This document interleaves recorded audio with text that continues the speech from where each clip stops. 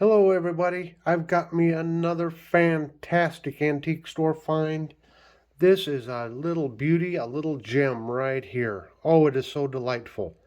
This was made by W.H. Morley and Sons, and it's got a stamp here of New York, but I also believe on these smaller blades, it has W.H. Morley and Sons, Germany on it. And we'll get into the explanation of all that here at the end of the video. It's also got this clover leaf here on the reverse side, of the tang there. And we'll discuss all of that. We're going to discuss the pattern and all of that after I get this knife cleaned up. I haven't done a lot of research on it yet, but I do know it was made probably between 1913 and 1927. And it's just got these beautiful mother of pearl covers. So rather than doing a lot of research, I'm just itching to clean this knife. So I'm just going to get started and we're going to clean it and then we'll discuss the particulars at the end of the video. Now I do continue to get questions on what I'm using while I clean. So if I got a lot of rust and that on the blades, I start out by using this rubbing compound. The number 7 is the least gritty. So that's what I use to get started with. The felt wheels that I use on the Dremel tool are made by Hyper Tough. I get these at Walmart, and what is this, $3 or $4 I think for a 6-piece set, which is a little cheaper than just buying the Dremel ones. The polish I've been using is Case Paste, and it's been doing a pretty terrific job. It's very affordable. It's only about $4 for this tube. So yeah, I'm really liking this Case Paste. I do have the little Dremel wire wheels that I use on the tang. I don't use it on the blades typically. I don't want to scratch the blades up. And I was finally able to find some new ones. So got that. For oiling the pivots, I just got some Hops lubricating oil. I bought this. It's inexpensive. I bought it because it's got the needle applicator to it, so you can put tiny little drops in there, and you can refill this bottle too. And it seems to do pretty good for the knives that I've been cleaning up here. And then I just use some standard cleaning patches. You can find these in Walmart or any sporting goods store, in the firearms stores. They're just basically made for gun cleaning, but they work great for knives. So enough jabbering. I'm just going to get busy here and we're going to start cleaning.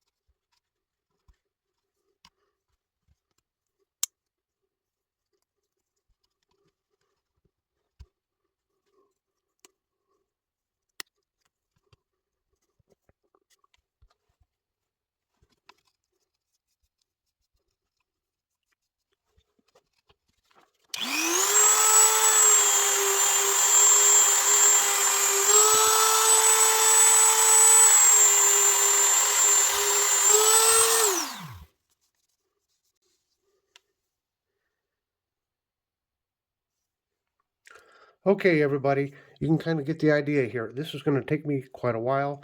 I'm not going to film it all, but I'll keep working on these blades. It is coming off, but it's going to take some time. So I'm going to pause here and finish with the rubbing compound and see what we end up with. Well, I've spent about an hour trying to work on this knife, and overall it's looking a whole lot better than when I started. I've definitely have all the rust removed from it. I had to use the wire wheel just a little bit here on the back springs and stuff, and I've gotten most everything removed from there. Now on this main blade, you can see there's still some little tiny blemishes in there. There's one there, and there's one right here, and I just can't seem to get that out. And there's a lot of blemish left on this little blade. These littler blades are kind of hard to clean. But you can see that blemish right here. So my last effort here before I try to polish it is we do have this compound here that's supposed to be used for cleaning. This came with the Dremel tool.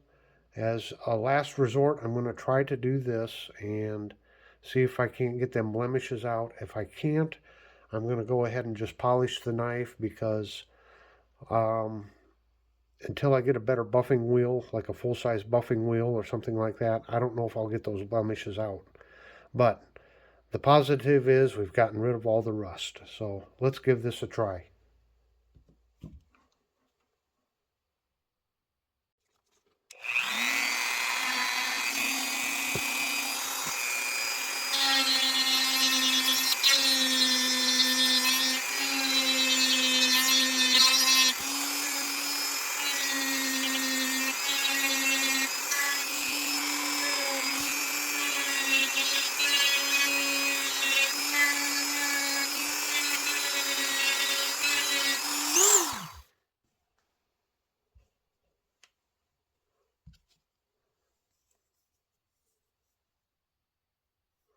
Okay, let's just see what we came up with here.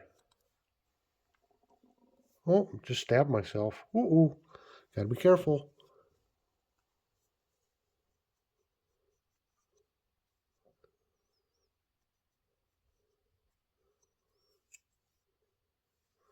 Now it does look like it took it out a little bit better.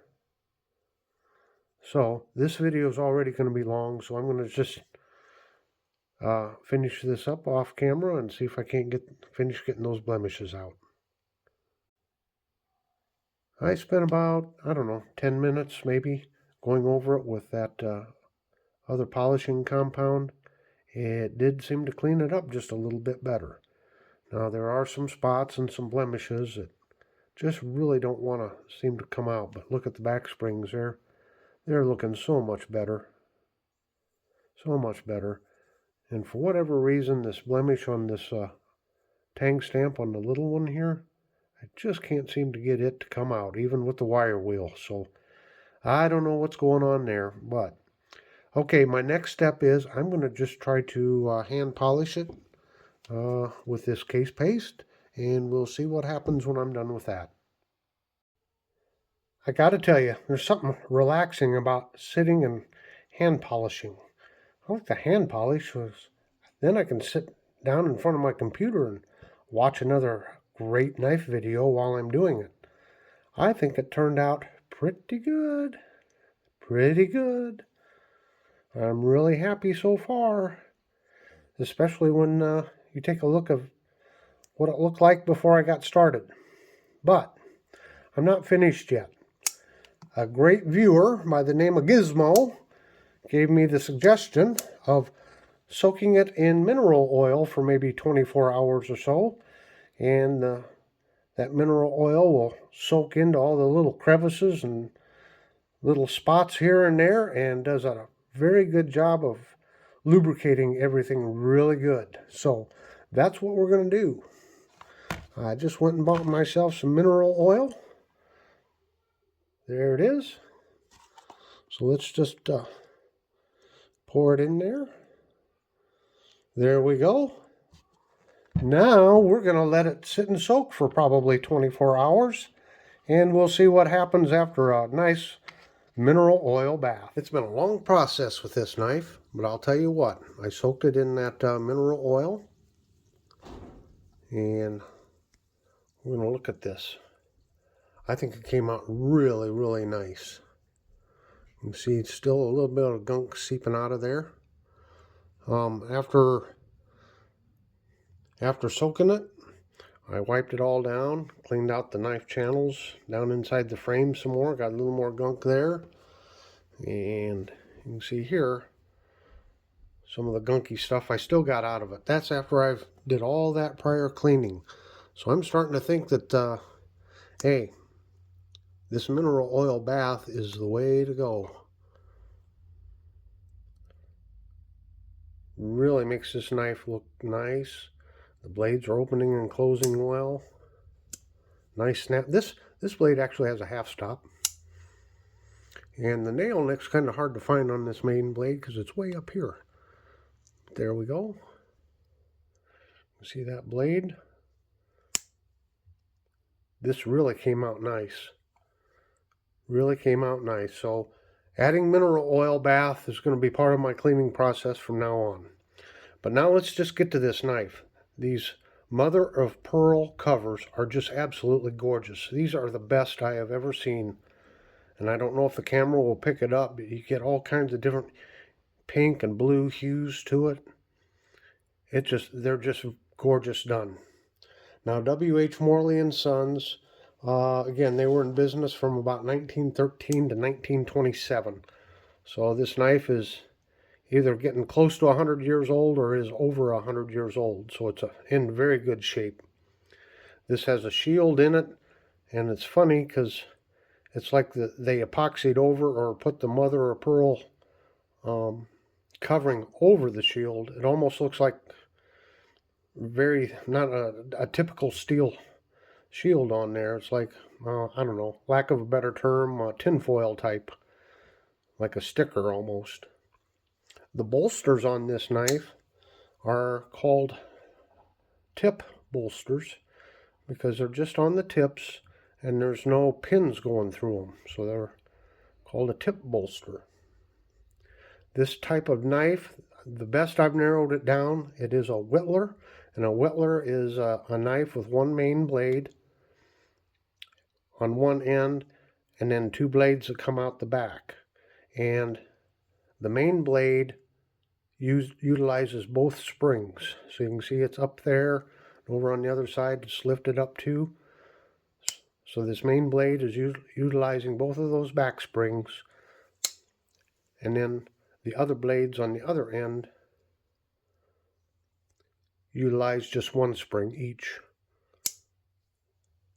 So that's what the Whittler pattern is. The overall frame of the knife, I believe, is called a sleeve board. You can see it's wider up here and narrower down here, tapers down. That refers to the, an ironing board that have a sleeve board, so you could put your long shirt sleeves up it in order to iron them. So that's where that gets that name. So the tang stamp on the main blade reads W.H. Morley and Sons, and then a line underneath, and it says New York. Sorry, the furnace just kicked on. And on the back side of the blade, it's got a clover leaf. And on another one of the blades here, it's got W.H. Morley and Sons. Oh, still getting some of that dirty oil out of there. It's still cleaning it out. W.H. Morley and Sons, Germany. So this was a premium knife at the time. Morley and Sons was a New York-based company that imported knives from Germany and Austria, and they were part of Adolf Kaster and Brothers Company. And Adolf Kaster and Brothers Company is the company that bought Camillus in around 1901. So you can see all the history behind this knife. Okay, this has been a long video. Again, sorry for the furnace in the background. It's gotten cold. Temperature dropped about 30 degrees today. in about 2 hours period of time. So that's why the furnace is running. But yeah, what a wonderful sheen that mineral oil gave. Thanks everyone for sticking around and watching this whole long video. This knife, well, it was quite a challenge. So until next time, everyone have a very delightful day.